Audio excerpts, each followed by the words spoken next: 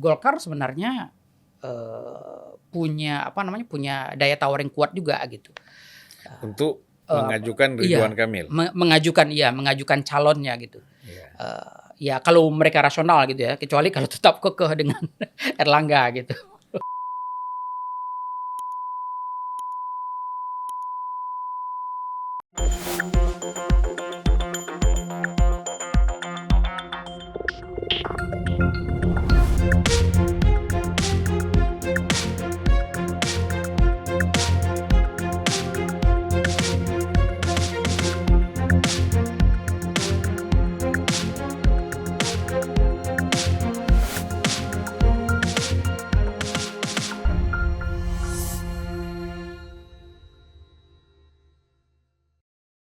Selamat datang Bung Afri Madona. Wah, Terima kasih Bang Zulfan atas undangannya. ini sudah yang kedua kali ya. Iya, Bung Afri sebagai Direktur Eksekutif Populi Center, iya, salah satu lembaga riset betul. yang sekarang juga sedang aktif sekali ya melakukan riset-riset Iya, betul. untuk persoalan-persoalan politik kita lah ya, apa soal capres, cawapres, Iya, elektabilitas partai ya, macam-macam ya. betul. Katanya tiap bulan ya Populi Iya, ini melakukan survei ya. iya, betul. Jadi di tengah-tengah kesibukan sebagai seorang dosen, Iya. Bung sekarang ngajar di berapa universitas? Saya ngajar di yang aktif banget di 2 kampus. Universitas Pembangunan Nasional Veteran Jakarta sama UI 3 kadang kita menyebutnya. Ya, ya. UI 3 ya. UI 3. Ada UI 2, UI 1, UI 2, UI 3. Ini UI 3-nya, yang internasionalnya. Internasional. Itu di situ juga banyak kawan-kawan kita ya Betul, yang betul. ngajar ya. Iya. Ada Philip ya. Ada dekannya Philip Vermonte, Kaprodi S3-nya Jayadi Hanan. Wah, luar biasa itu. Iya. Rasanya saya kepingin sekolah lagi kalau nantilah. Iya. Bang, kemarin itu kan Bang Yakub Tobing ya. Iya. Dia usianya umur 80 tahun. Oh. Itu mengambil PhD di Leiden. Oh, luar biasa emang. Luar biasa 80. Iya. Banyak sebenarnya orang-orang yang usianya sudah di atas 70 itu Iya. masih punya semangat studi ya. Betul. Jadi kalau orang bilang orang Indonesia ini umurnya pendek-pendek nggak benar juga. Betul. Masih ada yang sampai 98 tahun ya. Iya, benar. Prof. Emil Salim sampai sekarang masih sehat. Iya, masih sehat. Gitu. Iya. Nah jadi kalau kita mengikuti perkembangan politik akhir-akhir ini, Bung ya, Iya. bahwa seperti perubahan-perubahan yang begitu cepat, atau saya nggak bilang perubahan lah, pergeseran-pergeseran. Ya. Iya, betul. Ya. Kalau perubahan tuh agak lama bergeser ya. Ini terjadi pergeseran-pergeseran. Apakah yang namanya koalisi, Iya, kemudian dukung mendukung, ya, kemudian kesepakatan-kesepakatan yang sudah pernah dibuat, iya, kemudian bisa berubah lagi, iya, betul.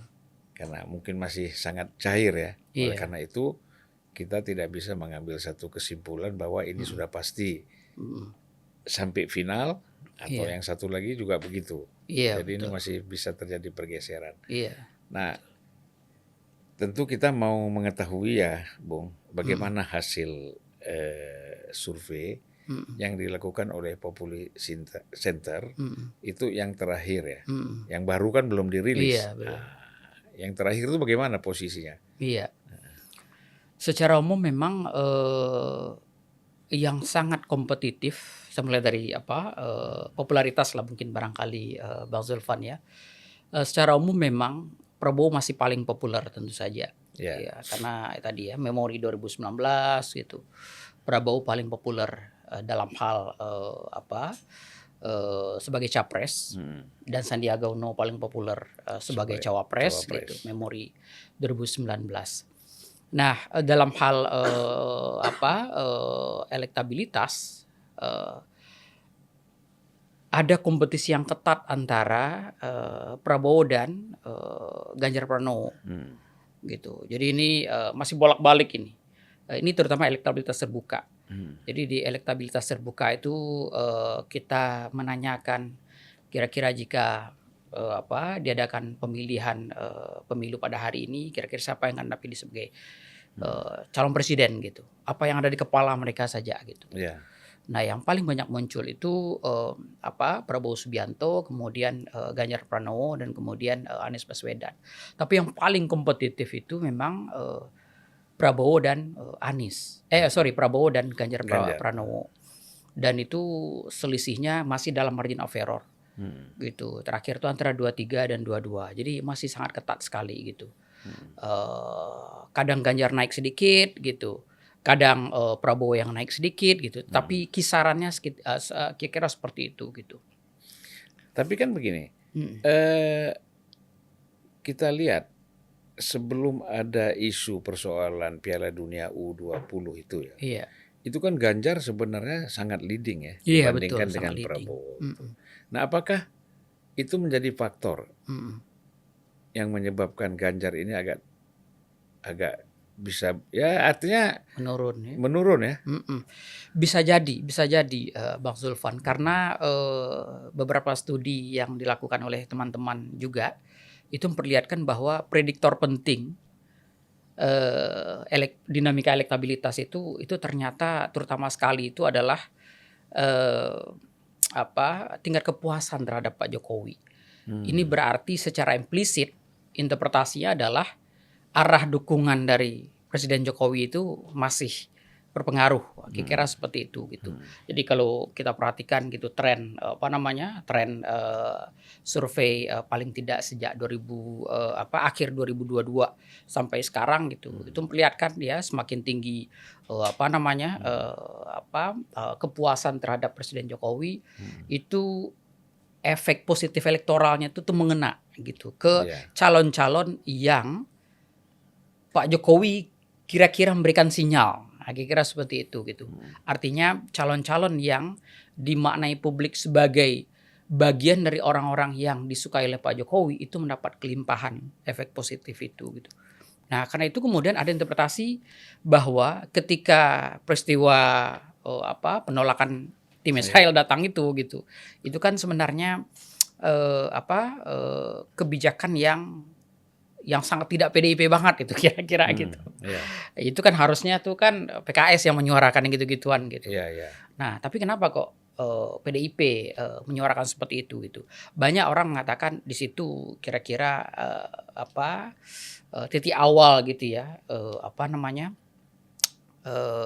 Pak Jokowi, ini interpretasi publik gitu. Pak Jokowi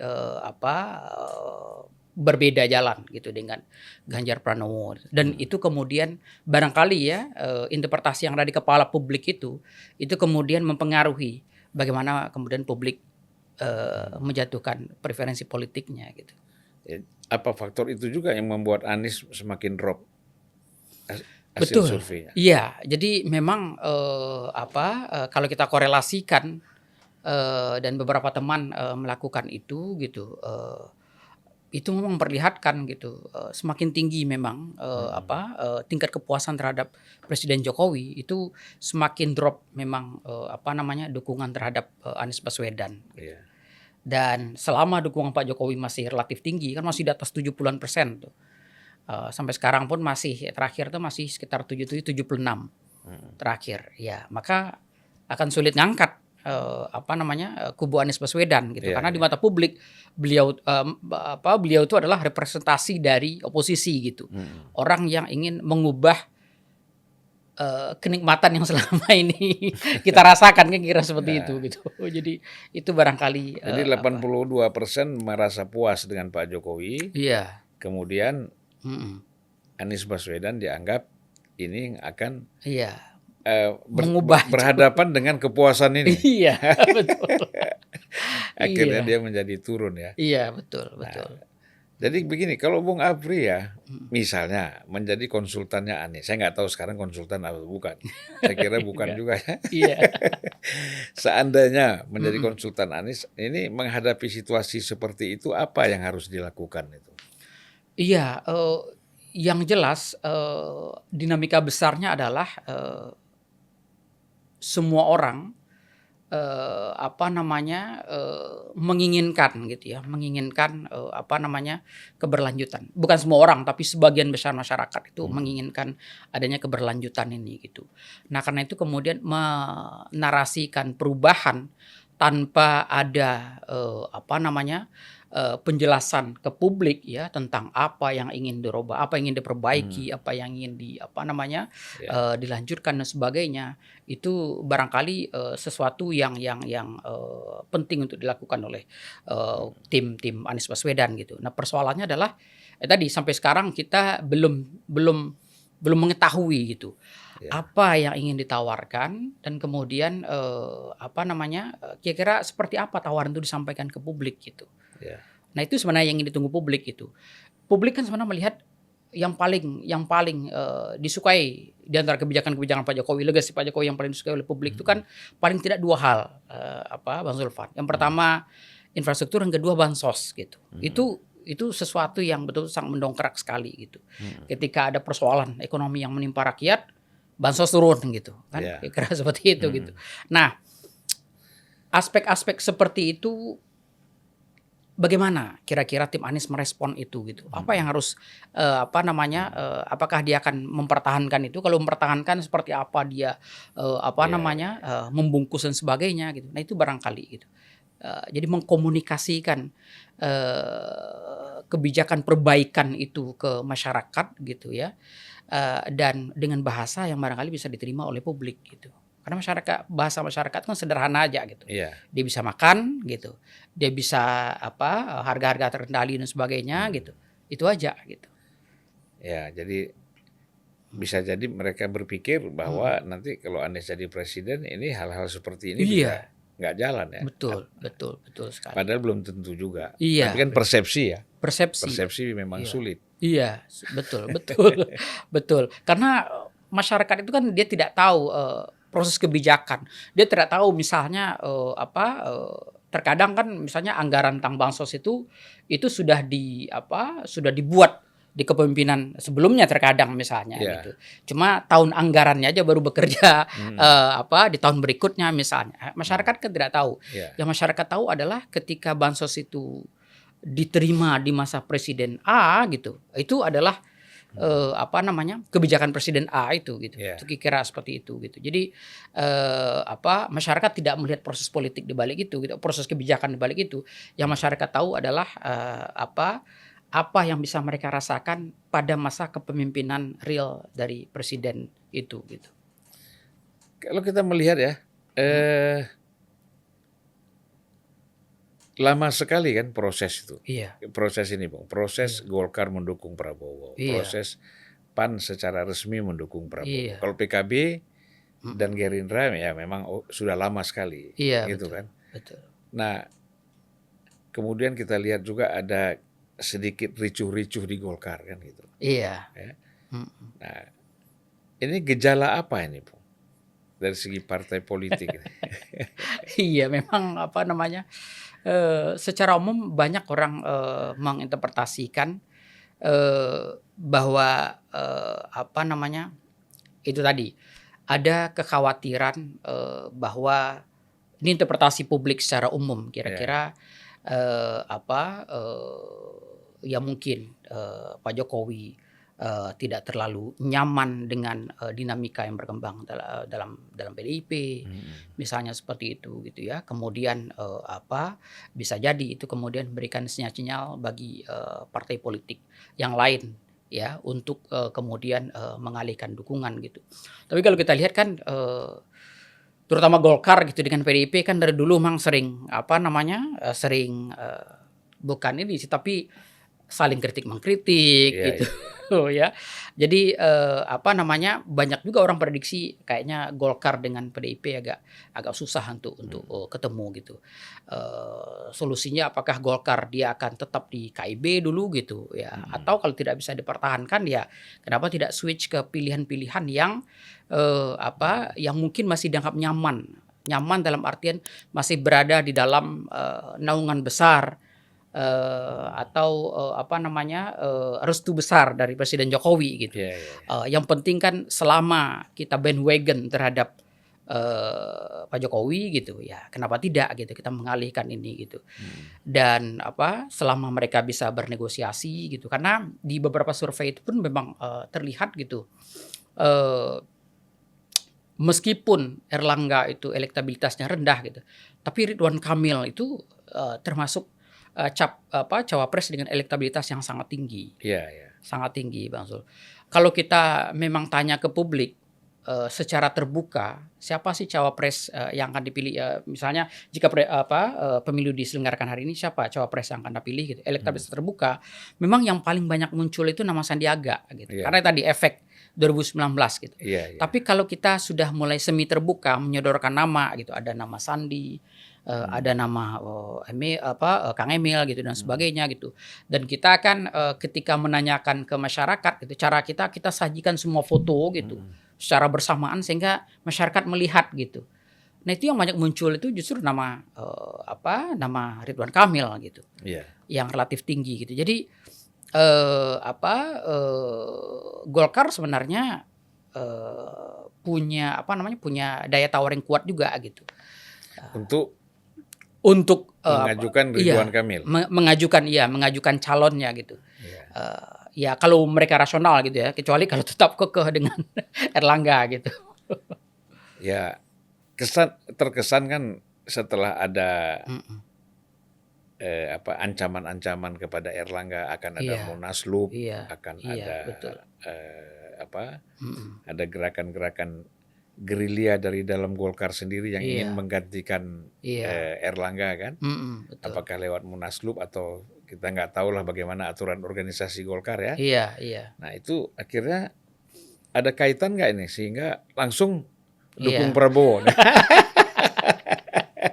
Iya, kalau kita membacanya secara politik sepertinya terlihat ya ada hubungan seperti itu gitu. Iya. Karena memang ada isu juga akan muncul poros keempat kan kira-kira seperti itu juga. Iya, Pernah iya. ada usulan 4 pasang gitu. Nah. Dan 4 pasang ini banyak diduga Erlangga dengan siapa. Kira-kira seperti itu gitu. Dan barangkali mungkin dinamika internal mengatakan ini sangat tidak make sense gitu kalau tetap kekeh gitu. Iya. Sehingga barangkali mungkin dorongan-dorongan internal itu muncul. Bisa jadi juga ada tekanan bahwa ya kalau kamu tetap ngotot dan keluar dari mungkin dari barangkali ya dari skenario besarnya Pak Jokowi gitu ya, kamu tidak akan selamat gitu. Dan barangkali mungkin upaya cari selamatnya Erlangga dan Golkar barangkali titik tengah itu di sini barangkali. Jadi tidak selamat dari dari aspek hukum dan politik ya. Iya. Iya. Repot juga kita nih. Betul. Ya, jadi bukan hanya persoalan politik, ada juga persoalan hukum. Persoalan hukum, iya betul. Ya memang kalau kita lihat hampir semua ya pimpinan-pimpinan partai politik itu bermasalah. Iya, Jadi, betul. punya latar belakang, punya histori dengan persoalan-persoalan hukum. Iya, betul. Nah hukum ini kan tidak bisa ditarik ke depan dulu, tapi kan ke belakang masih bisa. Iya. Nah kalau kita lihat ya, sejauh mana, katakanlah ini Bung, nanti Prabowo didukung oleh banyak partai. Iya. Ya bisa jadi ya PDIP tetap dengan P3. Yang ini kita bicara partai yang lolos parlemen ya, yang ada di parlemen ya. Iya, betul. Ada Hanura ataupun Perindro, ya kita nggak masukkan dulu. Iya. Nah, ini kalau kita lihat di sini nih, kalau head to headnya gitu ya, peluangnya seperti apa nih? Kalau head to head, Jadi kalau kita asumsikan tergantung siapa dengan siapa secara umum, Bang Zul. Tetapi Oh, maksudnya wapresnya ya? siapa lawan siapa. Misalnya Ya. kalau Anies lawan apa, yang jelas Anies itu memang unfortunately memang masih jauh di bawah gitu. Ya. Sehingga kalaupun orang memperhitungkan head to head, kemungkinan paling Ganjar. tidak dari apa berdasarkan survei sekarang gitu sampai sekarang itu kemungkinan Ganjar dengan Prabowo gitu. Dan head to head itu personally gitu, itu Prabowo masih di atas. Masih di atas. Survei terakhir itu memperlihatkan antara 51 dan 37 kalau tidak salah gitu. Tembus 51 ya? Iya, itu sangat ini gitu. Nah, tetapi kalau kita mulai pasangkan dia dengan cawapres, itu dinamikanya agak berubah, gitu, agak berubah dinamikanya gitu. Jadi misalnya apa namanya Ganjar cukup kuat dia dengan apa namanya dengan Sandi gitu, memang gitu. Sementara Prabowo cukup kuat dia sangat kuat dia dengan apa dengan Erik atau Ridwan Kamil, gitu. Jadi dinamikanya mulai berubah gitu, selisihnya tidak sebesar itu lagi gitu, dan apa namanya dan dalam banyak hal Ganjar lebih memimpin meskipun peluang kemenangannya tetap agak tipis karena margin-marginnya nggak terlalu besar, selisih suaranya gitu. Tapi kalau head to head pribadi gitu, itu tuh jauh gitu. Jadi dalam beberapa hal memang pilihan cawapres ini mempengaruhi juga. Iya. Tapi sekarang kayak sudah ya belum terkunci ya. Iya. Tetapi memang dua nama cawapres ini nampaknya Erik sama Erik sama Sandiaga ya. Iya. Walaupun muter-muter ke sana kemari ada Andika, ada ini ya, tapi tetap sebenarnya dua orang ini. Kalau Ridwan Kamil kan mungkin agak susah ya. Betul. Karena dia sudah masuk. Kalau dia belum masuk Golkar dulu enak. Iya. Nah, dia udah masuk Golkar. Ya, kemudian posisinya kan tergantung apa keputusan Golkar kan. Iya. Betul. Iya.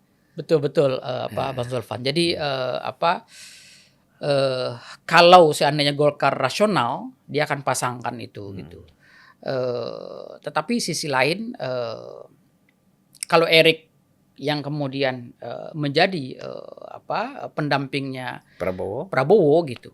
Itu sinyal dukungan Jokowi kan kelihatan jelas itu. Karena sinyal Pak Jokowi itu kan kalau selama ini yang kita interpretasikan kan kalau tidak Erik ya anaknya kan kira-kira seperti Gibran itu. Ya. Gibran gitu. Tapi mungkin nggak? Yang jelas jadi memang saat ini keputusan MK kan masih belum kita ini gitu. Meskipun ada dugaan gitu. Ada dugaan katanya mau akan ada kompromi dan sebagainya gitu. Jadi mungkin usia tetap 40 tetapi mungkin ada tambahan plus yang punya pengalaman memimpin di daerah gitu. Ada yang ada berita seperti itu juga gitu. Nah, kalau seandainya itu bisa gitu, mungkin ada peluang itu gitu. Meskipun sampai sekarang dukungan tingkat elektabilitas cawapres untuk Gibran itu masih relatif kecil, masih di bawah 10%. Iya.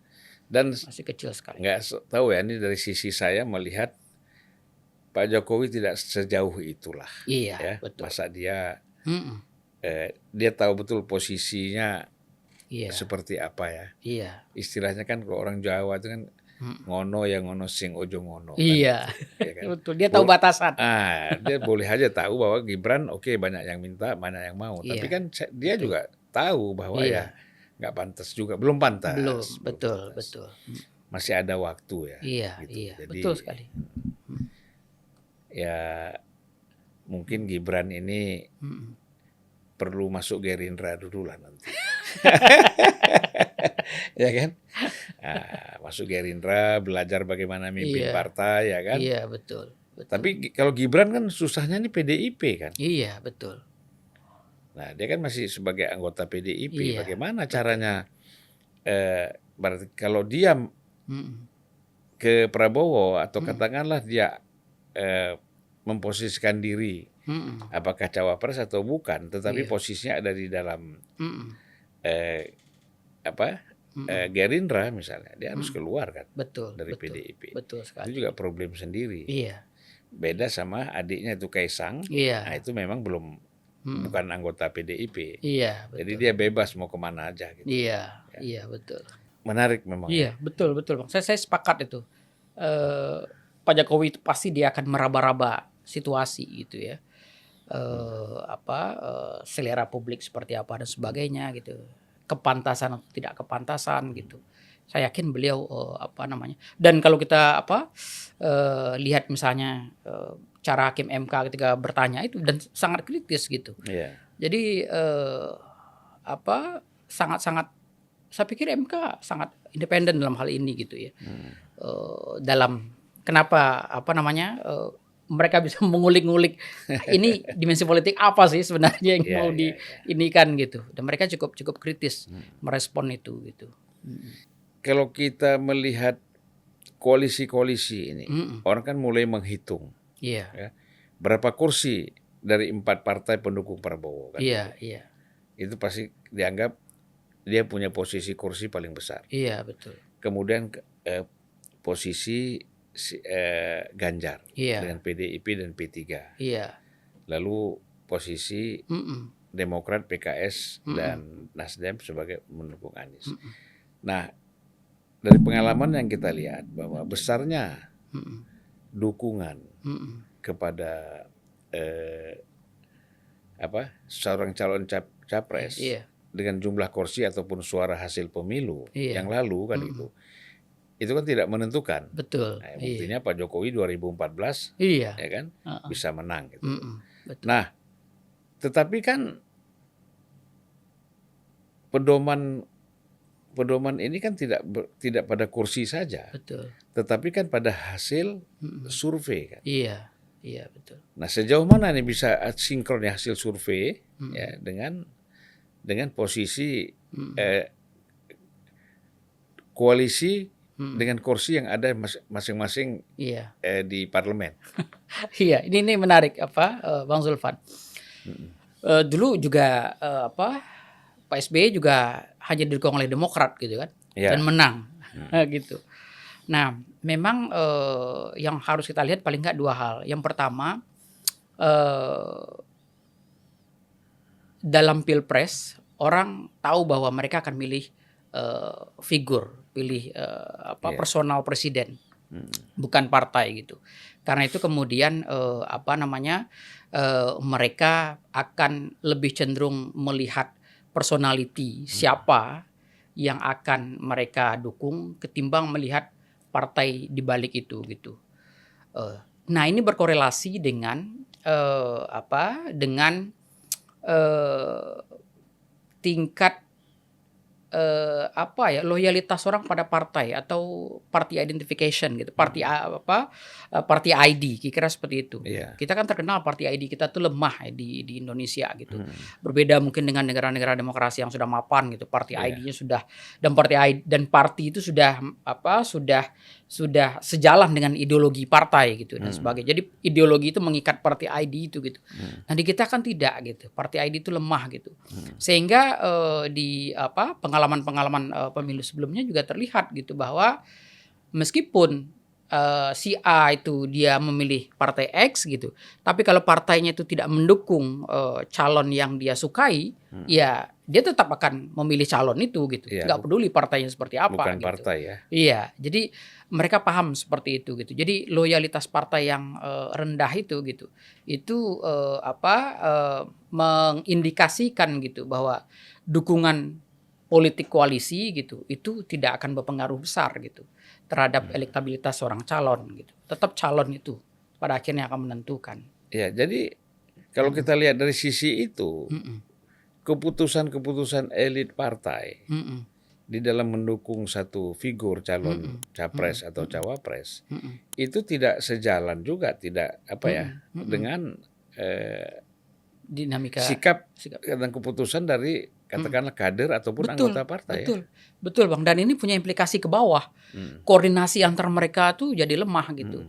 Dan banyak juga pengalaman di lapangan memperlihatkan gitu. Justru didukung oleh banyak partai itu membuat koordinasi itu agak susah di lapangan gitu. Dan jadi banyak tim-tim yang bekerja di bawah gitu, tapi mereka tidak saling koordinasi satu dengan yang lain gitu, sehingga itu dalam beberapa hal kontraproduktif juga gitu, tidak solid di bawah gitu. Nah ini barangkali mungkin menjadi catatan juga gitu. Semakin besar, semakin gemuk koalisi itu gitu. Ada persoalan koordinasi yang mereka harus hadapi juga gitu. Kalau kita lihat dari dalam aspek kemenangan presiden, tadi kan partai ya. Iya. Lalu partai ini punya kader dan macam-macam. Iya. Nah kalau kita kaitkan dengan relawan, sejauh mana peran relawan dalam kemenangan capres ini? Relawan itu mungkin memiliki peranan yang lebih besar jangan-jangan karena di satu sisi mereka karena mereka kan lumayan terdesentralisasi begitu kira-kira gitu, dan mereka lebih bisa lebih bisa masuk ke publik gitu, karena ini lagi-lagi misalnya terkait dengan party ID tadi gitu. Tingkat apatisme terhadap partai itu terkadang rendah. Dan di Indonesia dan di beberapa hasil survei kita juga memperlihatkan gitu. Tingkat kepercayaan terhadap partai itu biasanya paling bawah itu. Paling bawah itu Pak Zulfan. Jadi paling tinggi itu presiden, TNI ya dan sebagainya gitu. Nah, yang bawah-bawah itu DPR dan kemudian partai politik. Biasanya sering kali itu bawah-bawah gitu. Jadi terkadang orang apatis dengan partai gitu. Nah karena itu kemudian relawan ini yang lebih masuk karena mereka melihat relawan itu tidak partisan gitu. Mereka fokus gitu. Kalau memang calonnya seperti ini ya udah gitu. Apapun, dan mereka mungkin lebih bisa masuk ke masyarakat yang lebih pluralis dalam hal partisanship-nya gitu. Jadi mereka bisa masuk ke si anu yang kemungkinan memilih partai apa begitu. Jadi mereka lebih bisa bergerak ke sana gitu. Lebih bebas ya. Lebih bebas gitu. Dan secara emosional mereka lebih punya ini juga gitu. Punya dorongan juga untuk mempush itu gitu. Bung, saya ingin kembali ya. Iya. Sesuai dengan hitohnya Populi Center. Iya. Kan ada hitohnya juga kan. Hitohnya itu kan pasti studi dan survei ya. Iya. Nah, ini kan sekarang begini. Ada pihak-pihak lah. Iya. Ya biasalah yang namanya pendapat kan. Iya. Ini kalau survei memenangkan si ini ada survei, ini lembaga surveinya tidak independen. Iya, betul. Kemudian ini lembaga survei pesanan, kan gitu. Iya, iya. Nah, kecurigaan-kecurigaan seperti itu kan muncul ya. Iya. Padahal kan kalau kita lihat memang hasil-hasil lembaga survei itu hampir rata-rata sama. Iya, betul. Apa mungkin semua di pesanan? Apa mungkin juga semua nggak independen kan gitu. Nah, jadi kalau kita lihat di situ. Nah, sebenarnya bagaimana kita ingin menepis ya, menyampaikan kepada masyarakat bahwa ini survei ini independen, ini bukan pesanan. Kalau ada yang minta oke. Kan gitu. Oh ini ada yang minta tolong dong survei ini, itu bukan pesanan. Artinya orang meminta kita secara profesional untuk melakukan survei. Betul. Nah, tapi kan hasilnya bisa dikasihkan belum tentu sesuai dengan pesanan kan Iya, gitu. Keinginan ya, bukan betul. pesan. Nah, ini bagaimana kita menepis ini? Iya, memang publik itu memang harus diyakinkan bahwa yang pertama secara umum kita punya asosiasi sebenarnya, asosiasi yang secara aktif itu memantau memantau lembaga survei. Dan asosiasi itu asosiasi yang memiliki keilmuan yang lumayan dalam gitu. Nah, masyarakat harus paham itu bahwa lembaga survei itu dia dikontrol oleh asosiasi. Makanya penting untuk melihat lembaga survei itu dalam kerangka dia bagian dari asosiasinya itu gitu. Karena itu kemudian kalau muncul lembaga-lembaga di luar asosiasi itu bisa dipertanyakan. Itu satu. Yang kedua, persis seperti yang Mas Zulfan bilang tadi gitu. Prinsip random itu adalah gitu. Selama dia random gitu. Ya, selama dia random dan kemudian dia dilakukan dalam waktu yang relatif sama, gitu. Maka hasilnya akan relatif sama juga gitu. Itu prinsip random kira-kira seperti itu gitu. Nah, karena itu kemudian kalau di waktu yang relatif sama itu ada lembaga survei yang hasilnya jauh dari yang lain, maka kita patut curiga gitu. Nah, sebenarnya kontrolnya itu ada kalau kita punya asosiasi gitu. Kalau kita bagian dari lembaga asosiasi itu ada kontrolnya itu. Kita di Persepi itu seperti itu gitu. Kalau ada yang berbeda itu gitu, itu di grup ditanya, kok bisa berbeda seperti ini? Di mana letak masalahnya gitu. Nah, itu di grup aja udah bisa terjadi perdebatan gitu. Dan kalau itu memancing perdebatan publik, itu bisa nanti masuk ke Dewan Etik dan lain sebagainya gitu. Jadi ada kontrol kelembagaan yang kuat gitu. Tapi prinsip random itu kira-kira seperti itu gitu. Bahkan pernah kan dulu KPU tidak lembaga survei yang seperti itu, kemudian dilarang oleh KPU mereka bisa merilis hasil surveinya ya. Betul, betul. Dan ini KPU sedang juga menyusun juknis, nggak tahu mungkin karena kita pernah diundang oleh KPU gitu untuk menyusun ini gitu. Mungkin akan segera dirilis gitu. Jadi ada beberapa persyaratan-persyaratan yang nanti akan diminta oleh KPU, diantaranya tadi mereka harus terafiliasi dalam asosiasi karena kita mendorong itu gitu. Karena di asosiasi itulah ada mekanisme kontrol yang ketat itu gitu. Dan yang punya basis keilmuan kan ya hanya asosiasi gitu. Karena dia terdiri dari pakar-pakar yang punya pengalaman, punya kemampuan gitu. Misalnya Dewan Etiknya misalnya salah satu pakar statistik rektor Universitas Al-Azhar gitu, profesor statistik gitu.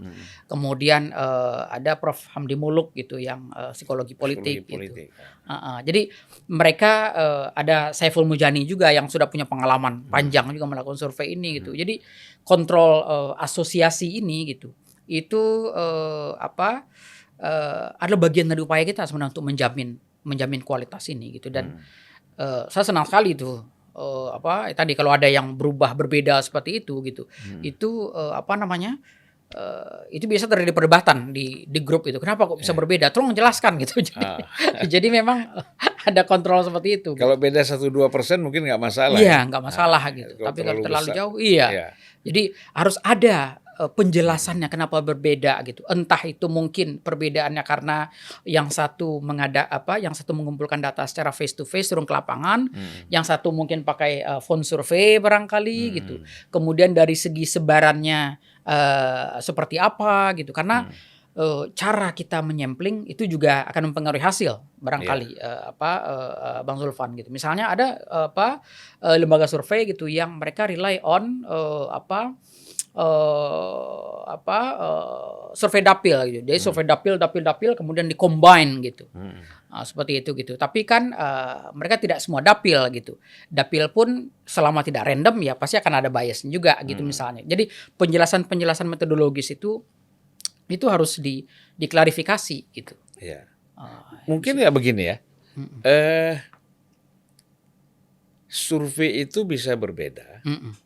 Ketika audiensnya juga pasti berbeda. Iya, betul. Misalnya kalau kita survei di Jawa Barat soal cawapres. Iya. Karena basisnya Ridwan Kamil ini dia gubernur Jawa Barat. Bisa jadi di Jawa Barat dia cukup tinggi ya. Iya, betul. Tapi untuk Jawa Tengah belum tentu gitu kan. Iya. Jawa Tengah belum tentu. Kalau Erik ini yang saya bingung nih gitu. Ya kan? Iya. Dia kan artinya kan kalau kita bicara basis wilayah, tempat ya, di mana kan nggak ada gitu. Kalau Ganjar ada Jawa Tengah, Anies mungkin DKI, Banten gitu kan. Terus Sandiaga Uno tadi sudah pernah menjadi cawapres nasional. Cawapres ya. Pernah juga jadi wakil gubernur. Iya, betul. Dan orangnya juga cukup populer kan gitu. Iya, betul. Ya, banyak disenangi oleh milenial. Iya. Gitu. Nah, kalau Erik bagaimana nih? Kalau hasil survei dia basis terkuatnya di mana nih? Iya, secara umum Erik itu dilihat karena pertama narasi yang selama ini dikembangkan dia cawapres. Nah, jadi memang bagaimanapun media ini memang mempengaruhi juga Bang Zulfan. Jadi dan dari dulu kan Itu termasuk sudah sangat lama dari tahun kemarin tuh digadang-gadang cawapres dan sebagainya gitu. Yang kedua, beliau itu tadi sering dibawa kemana-mana oleh Pak Jokowi gitu. Jadi dan Pak Jokowi sering memiliki agenda bareng dengan beliau, misalnya meresmikan ini dan sebagainya gitu. Dan banyak peresmian itu berhubungan dengan BUMN gitu. Jadi beliau diuntungkan dalam hal seperti itu. Jadi publik melihat beliau ini sinyal yang cukup kuat gitu. Dan plus kemudian dalam banyak hal publik menginginkan figur cawapres itu figur yang melengkapi capresnya. Jadi kalau capresnya itu mungkin diinginkan sebagai orang yang kira-kira mungkin solidarity maker, kira-kira seperti itu gitu ya, bisa berkomunikasi dengan publik dan sebagainya gitu. Maka cawapres kalau bisa yang profesional lah gitu. Dan yang makanya kemudian figur-figur yang muncul itu rata-rata kan profesional, yang dilihat sisi profesionalnya lebih banyak gitu. Erik, Sandi, termasuk Ridwan Kamil juga gitu. Jadi publik melihat beliau ini figur yang cocok gitu, dan itu relatif merata di secara nasional gitu. Makanya kalau kita lihat sebaran daerahnya gitu, dia tidak terlalu dominan di satu daerah dan di daerah lain, tapi relatif menyebar aja gitu. Tapi dia dilihat sebagai figur yang cukup layak gitu untuk mendampingi gitu. Nah, partly kemudian dan beliau tuh kuat di banyak isu gitu. Misalnya isu luar negeri gitu. Itu dia juga sangat dominan gitu. Misalnya kita tanya gitu ya, kira-kira dalam hal kompetensi, kira-kira persoalan-persoalan berikut apa yang bisa kira-kira Erick Thohir itu kuat di mana gitu. Salah satunya misalnya di isu luar negeri gitu. Misalnya isu membangun hubungan luar negeri gitu. Partly karena tadi ya mungkin beliau internationalize ya mungkin cara berpikirnya, banyak deal dengan terutama masalah sepak bola. Sepak bola gitu, sering kemana-mana dan sebagainya gitu. Jadi experience internasionalnya barangkali mungkin itu dilihat sebagai salah satu yang membuat dia itu layak dipertimbangkan. Dan nampaknya tingkat persentasenya itu meningkat setelah dia juga menjadi ketua umum PSSI. Iya, betul. Dan dia dianggap cukup berhasil lah gitu menyelesaikan beberapa kasus PSSI gitu. Ya mudah-mudahan terus berhasil ya. Iya, mudah-mudahan. Karena kalau nggak berhasil bukan kasihan Eriknya, kasihan sepak bola. Iya, sepak bola. betul. Iya kan? Ya, kalau Erik kan cuma sendiri, kalau sepak bola ini kan rakyat. Iya, rakyat. Ya. Betul. Jadi, Bung, tadi kan kita bicara asosiasi ya. Iya. Nah, apakah asosiasi ini juga ada satu katakanlah solusi? Ada desakan misalnya, dong lembaga survei transparan dong, dananya dari mana kan gitu. Iya. Gitu. Nah, ini dibicarakan nggak dalam asosiasi itu? Iya, di asosiasi ini persoalan dananya emang agak pelik. Karena yang pertama sebagian besar lembaga-lembaga itu terutama yang konsultan politik gitu. Kebetulan kalau Populi kan dia hanya survei aja, tidak konsultan politik. Nah, terutama yang konsultan politik gitu.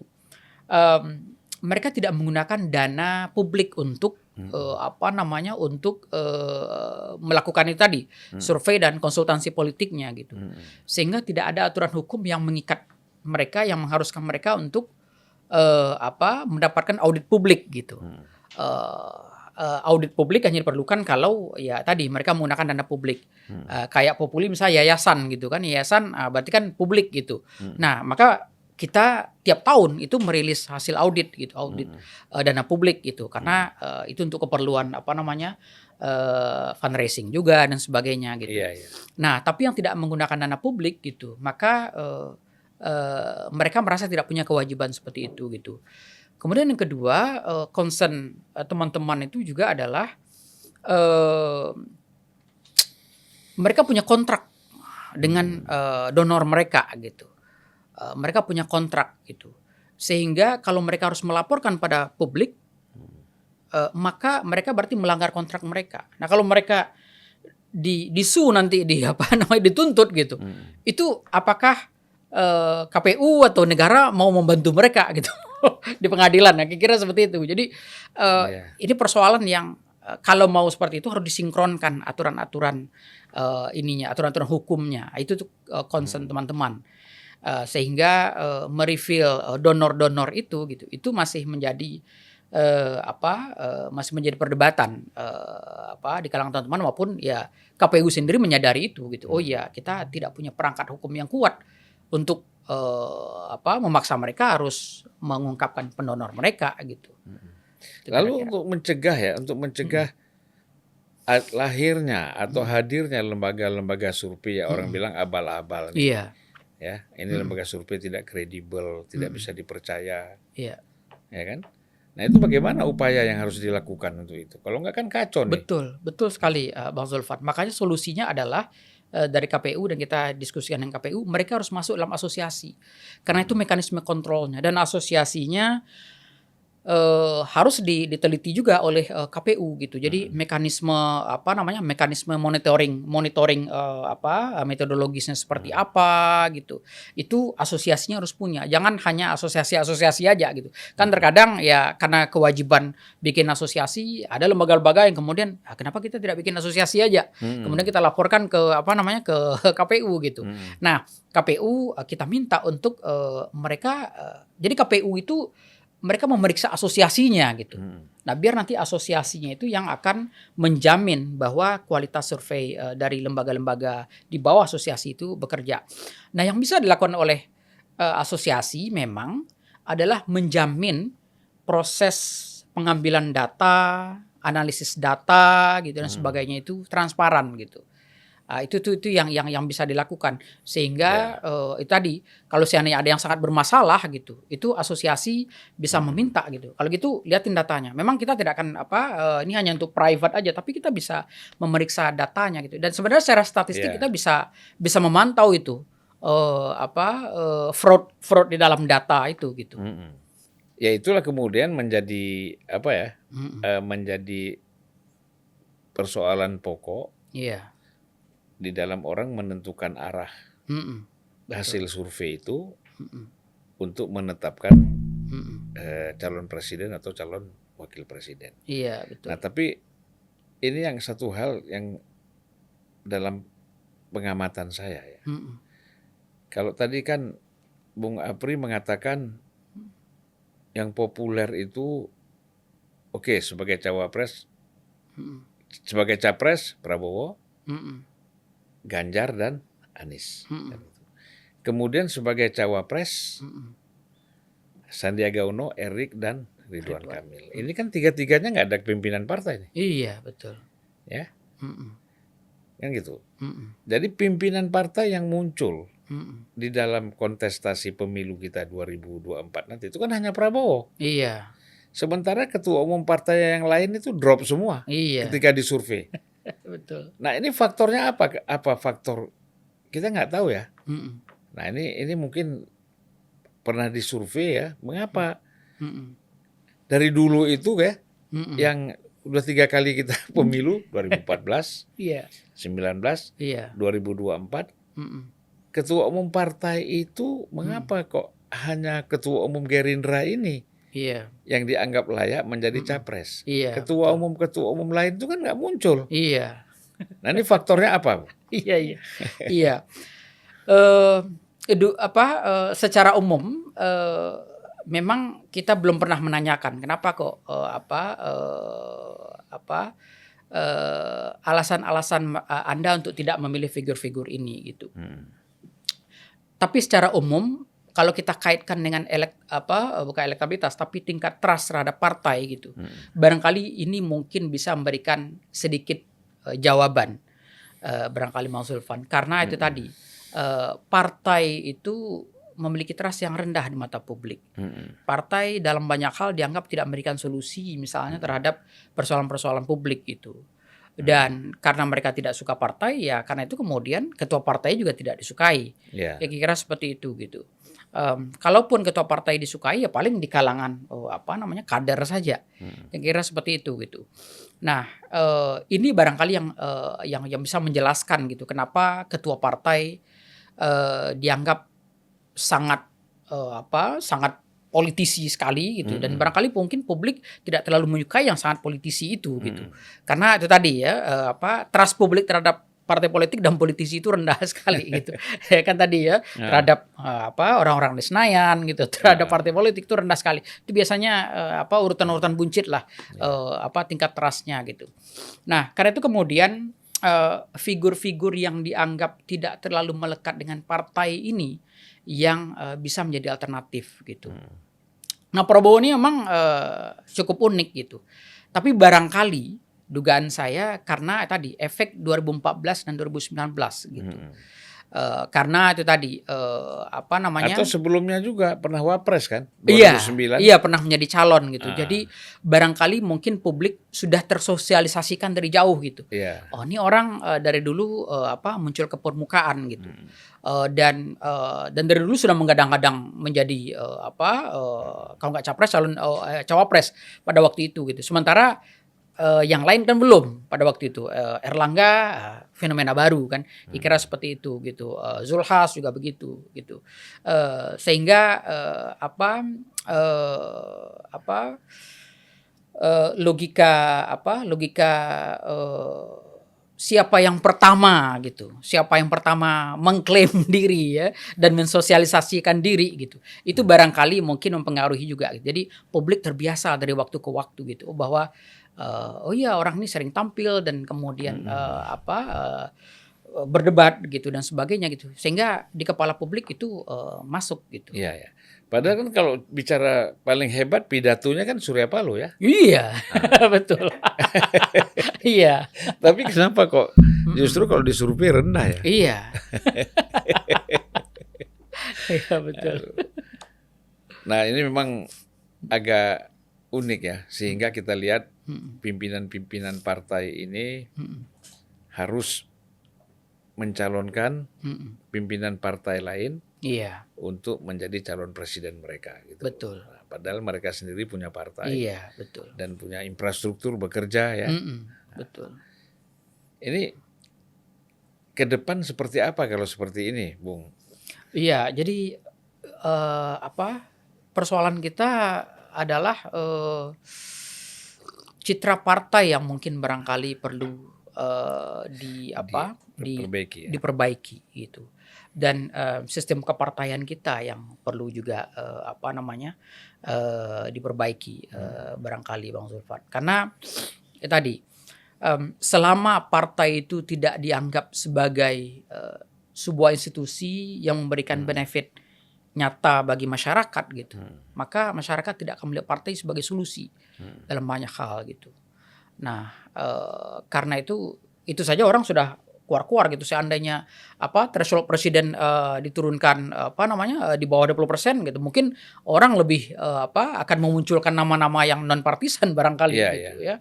Karena itu kemudian ini warning juga bagi partai gitu dan bagi politisi bahwa dan sebenarnya mereka sudah tahu ini, sudah paham ini gitu. Tetapi kita terjerembab gitu ya di dalam dinamika yang agak sulit untuk keluar gitu ya, sehingga partai bersikap pragmatis, masyarakat publik pun bersikap pragmatis jadinya gitu.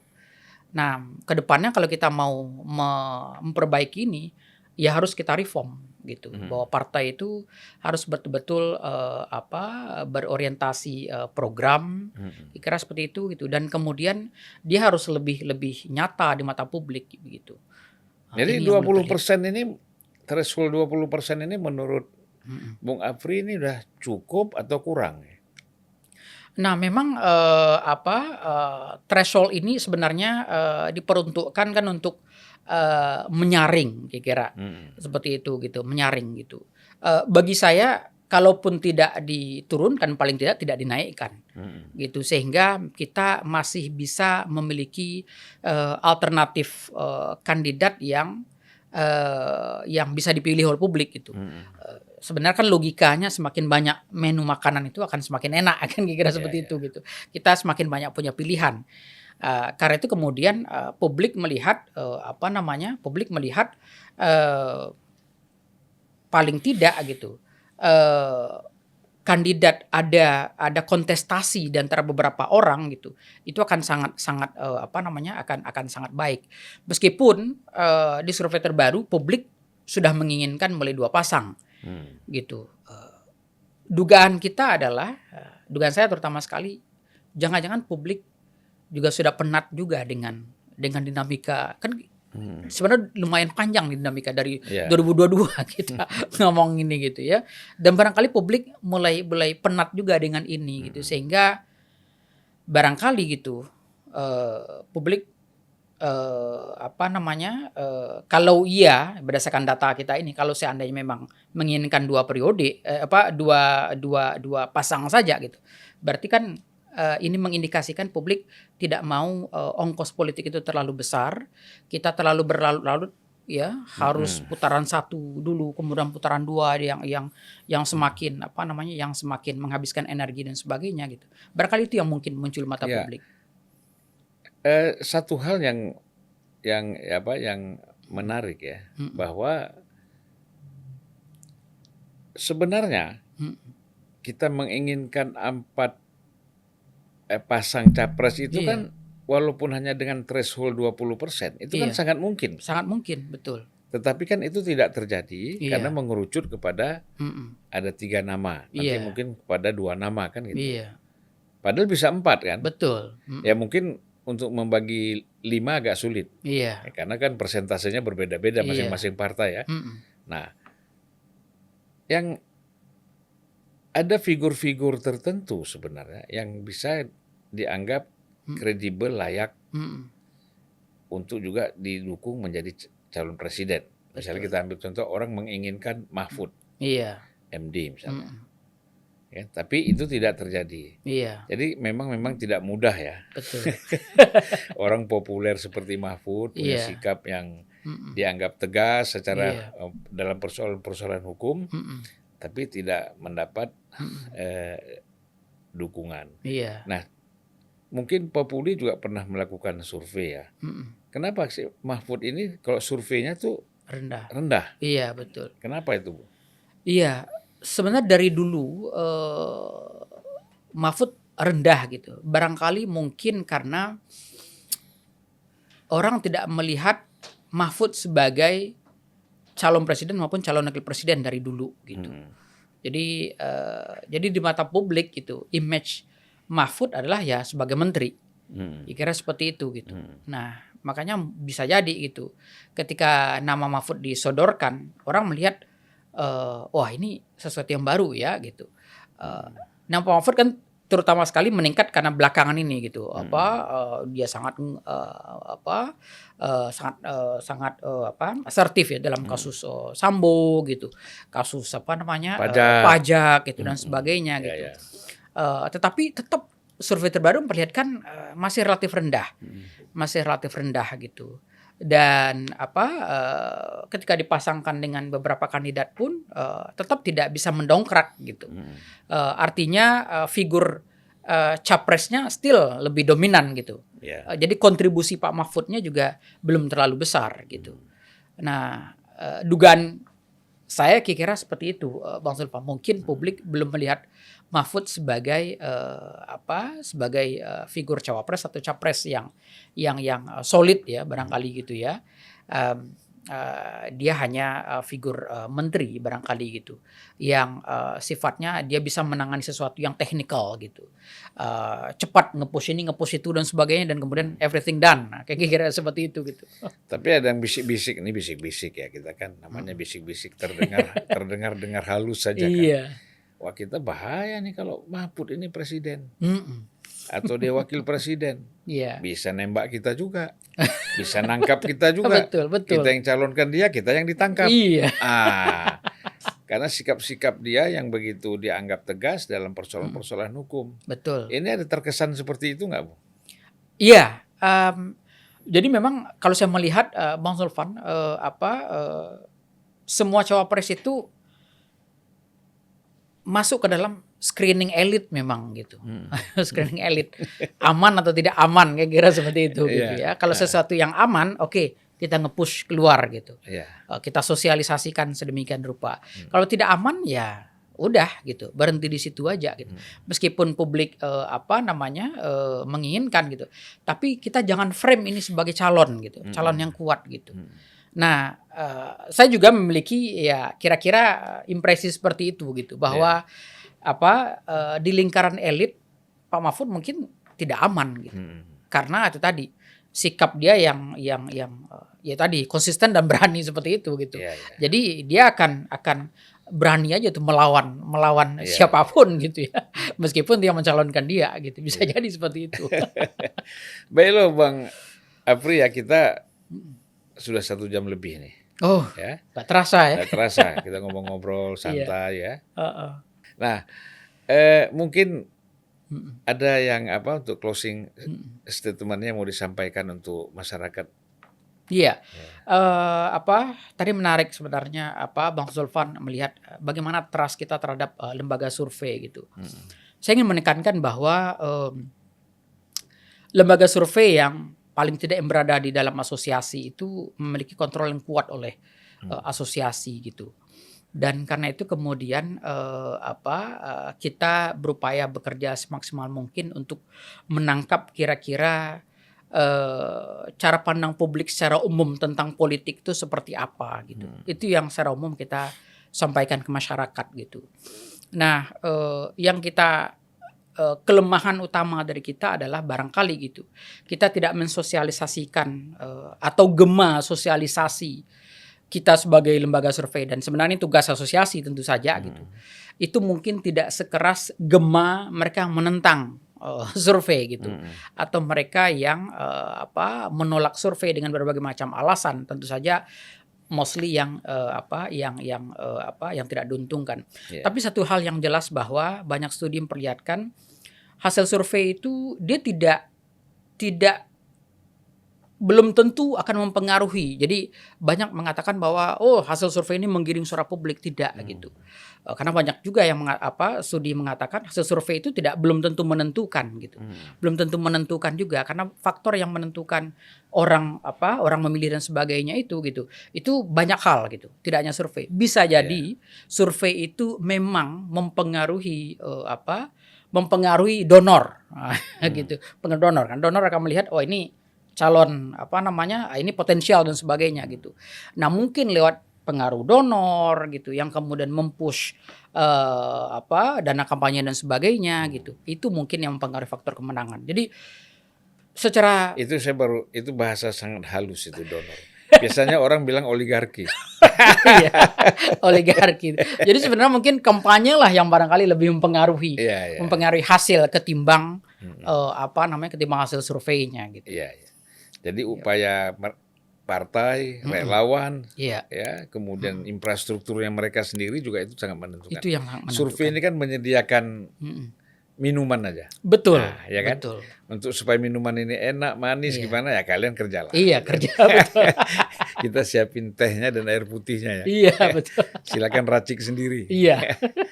Terima kasih Bung Apri atas kesediaannya udah datang kemari tengah-tengah kesibukan.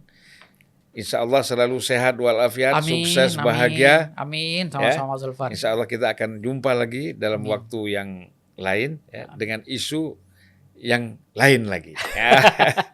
Iya, siap insya Allah. Dan kami menunggu hasil survei terbaru dari Populi Center. Iya, baik Zulfan. Segera akan kita. Assalamualaikum warahmatullahi wabarakatuh. Waalaikumsalam warahmatullahi wabarakatuh.